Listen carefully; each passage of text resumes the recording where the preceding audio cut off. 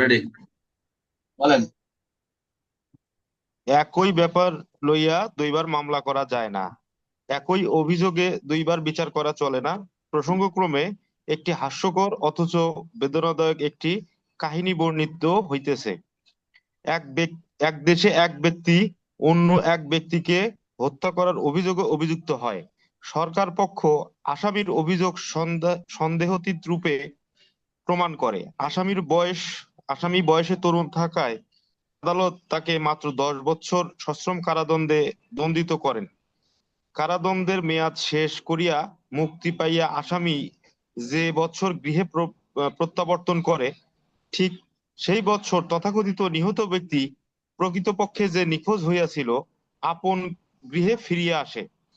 আসামি উক্ত ব্যক্তিকে বাজারে দেখিতে পায়। সে গৃহে আসিয়া শানিত ছুরিখানা লইয়া বাজারে যায়। জনাকীর্ণ বাজারে প্রকাশ্যভাবে আসামি উক্ত ব্যক্তির হৃৎপিণ্ড লক্ষ্য করিয়া বক্ষদেশে ছুরিকাঘাত করে।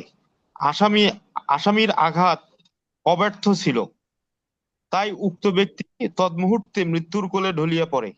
আসামি তখন চিৎকার করিয়া ঘোষণা করে, লোকটাকে না মারিয়া আমি জেল খেটেছি, এখন মারিয়া ফেলিলাম, আমার কিছুই হইবে না। এক খুনে দুইবার মামলা হয় না।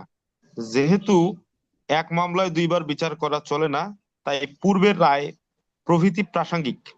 40 ধারা। Thank you very much. নিশ্চুপ থাকেন, আপনি মনে মনে এটাকে জপতে থাকেন, কি গল্পটা বলেন।